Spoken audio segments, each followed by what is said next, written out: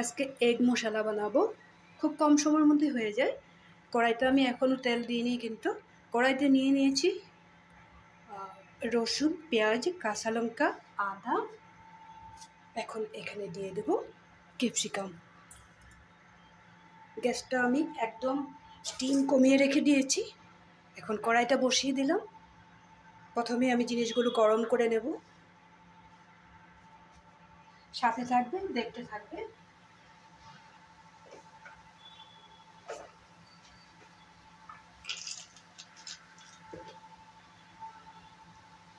এখানে দিয়ে দিব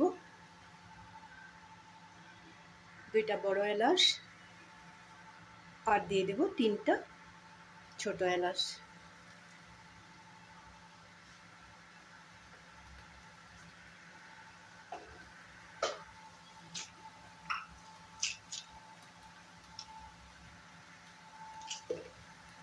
একদম কম পরিমাণে দিয়ে দিব দারচিনি,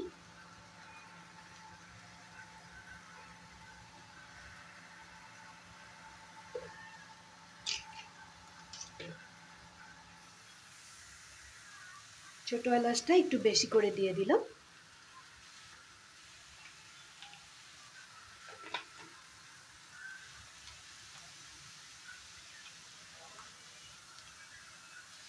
এখন কড়াইটা গরম হয়ে গেছে, আমি সামান্য পরিমাণে সাদা তেল দিয়ে দেব।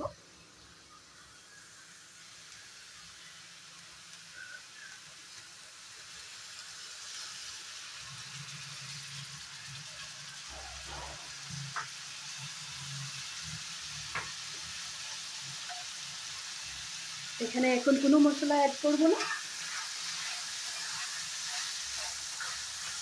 এই কটা জিনিস আমি খুব সুন্দর করে ফ্রাই করে নেব। এখানে দিয়েছিলাম ক্যাপসিকাম, পেঁয়াজ, রসুন, আদা আর কাঁচা লঙ্কা। ভালো করে ফ্রাই হয়ে গেছে। এখন আমি এখানে দিয়ে দেব একটা বড় সাইজের টমেটো। গ্যাসের ফ্লেমটা এই সময়তে কমিয়ে রাখবো।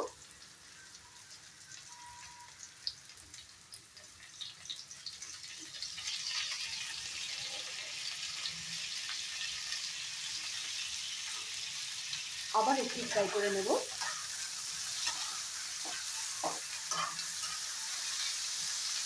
টমেটোটা না গললেও কিচ্ছু হবে না, জাস্ট একটু গরম করে নেব। এখন আমি এখানে দিব আরেকটা জিনিস, ফেটিয়ে রাখা একটু দই দিয়ে দেব।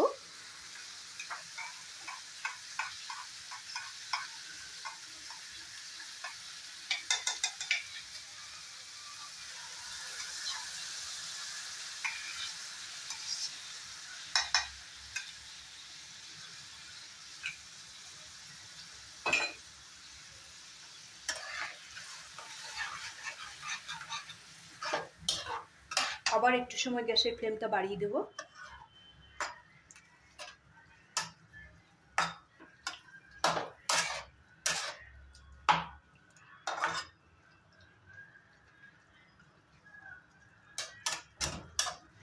এখন আমি এই কড়াইটা নামিয়ে রেখে দেব, ঠান্ডা করে নেব, তারপরে পেস্ট করব।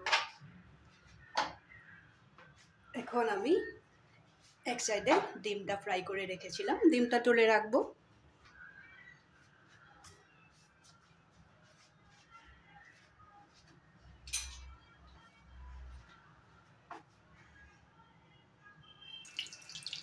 ডিমটা ফ্রাই করা হয়ে গেল। এখন আমি এটা তুলে রাখবো।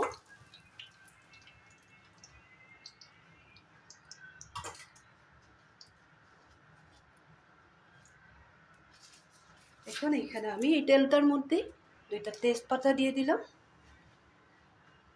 বয়েল করা আলু, একটু লাল লঙ্কার গুঁড়া আর হলদি মেখে রেখে দিয়েছিলাম, এটাকেও ফ্রাই করে নেব।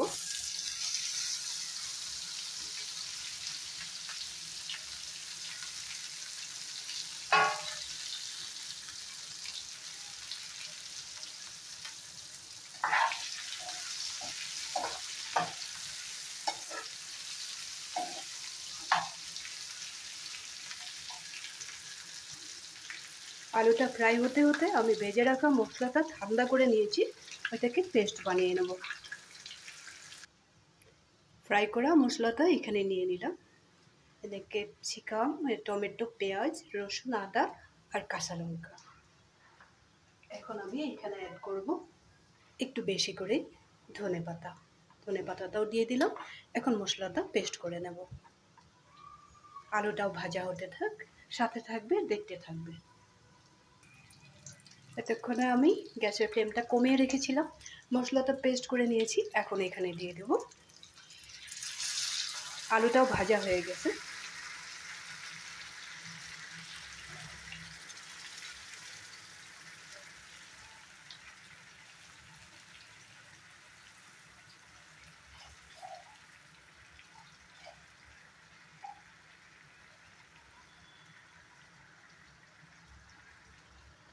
মিক্সির বাটিটা ধুয়ে একটু সামান্য জল দিয়ে দিলাম।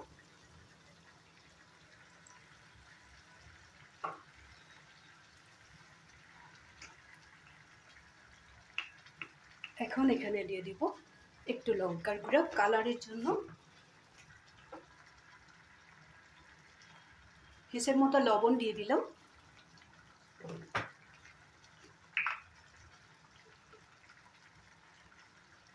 একটু দিয়ে দিব ধনে পাউডার।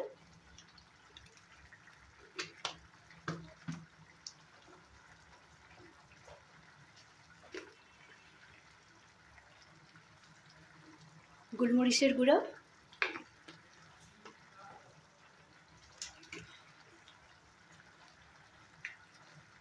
একটু জিরার পাউডার,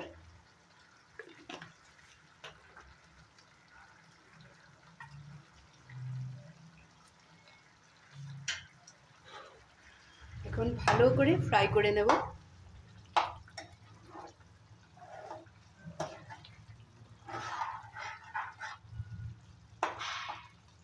দুই তিন মিনিট এইভাবে আমি ভালো করে মশলাটাকে আবার ফ্রাই করে নেব আলুর সাথে। মশলাটা ভালো করে ফ্রাই করা হয়ে গেছে। এখন আমি এখানে ভেজে রাখা ডিমটা অ্যাড করে দেব।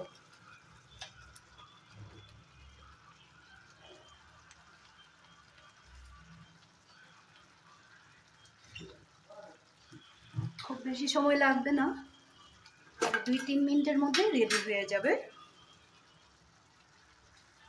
সামান্য পরিমাণে চিনি দিয়ে দিলাম।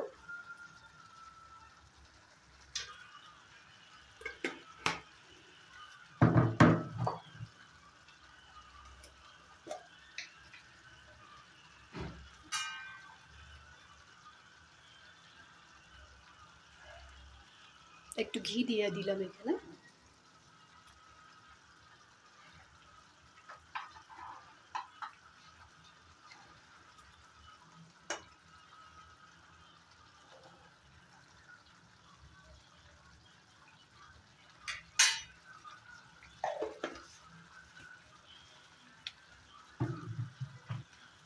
এভাবে একটু সময় আবার রান্না করে নেব। এগ মশলাটা প্রায় রেডি হয়ে গেছে। এখন আমি এখানে একটা জিনিস দিব। এই জিনিসটা আমি বাড়িতেই বানিয়ে রেখেছিলাম। এখন তো মেথি পাতা বাজারে পাওয়াই যায়। মেথি পাতাটা আমি 4-5 দিন ভালো করে একদিনেও শুকিয়ে যায়, কিন্তু 4-5 দিন ভালো করে যদি শুকিয়ে নিয়ে তাহলে এইভাবে রেখে দেওয়া যায়। এই পাতাটা আমি এখন অল্প একটু হাতে ক্রাশ করে নেব।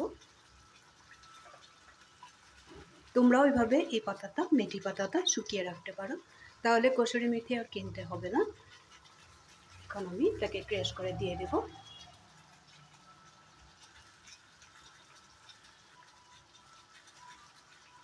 এগ মশলাটা আমার রেডি হয়ে গেছে। তোমাদের এই এগ মশলার রেসিপিটা কেমন লাগলো আমাকে বলবে, লাইক শেয়ার করবে, কমেন্ট করতে ভুলবে না। বাড়িতে এইভাবে বানিয়ে খাবে, খুব বেশি সময়ও লাগে না।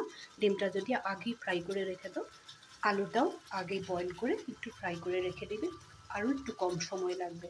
আর মশলাটা, কাঁচা মশলাগুলো আমি প্রথমে ফ্রাই করে নিলাম, ফ্রাই করে ঠান্ডা করে তারপরে আবার পেস্ট করে নিলাম। তারপরে তো কিভাবে রান্না করলাম দেখলেই। একটু দই দিতে ভুলবে না, একটু কসুরি মেথি পাতা দিতে ভুলবে না। আর যখন কাঁচা মশলাটা ঠান্ডা হয়ে যাওয়ার পরে পেস্ট করবে, পেস্ট করার সময় ধনে পাতাটা অ্যাড করে দেবে। একটা খুব মিহি একটা পেস্ট করে নেবে। আমি যেভাবে দেখিয়ে দিচ্ছি এইভাবেই করবে, তাহলে খুবই ভালো লাগবে। আশা রাখবো তোমরা ওইভাবে বাড়িতে বানিয়ে খাবে। আমাকে কমেন্ট করতে একদমই ভুলবে না।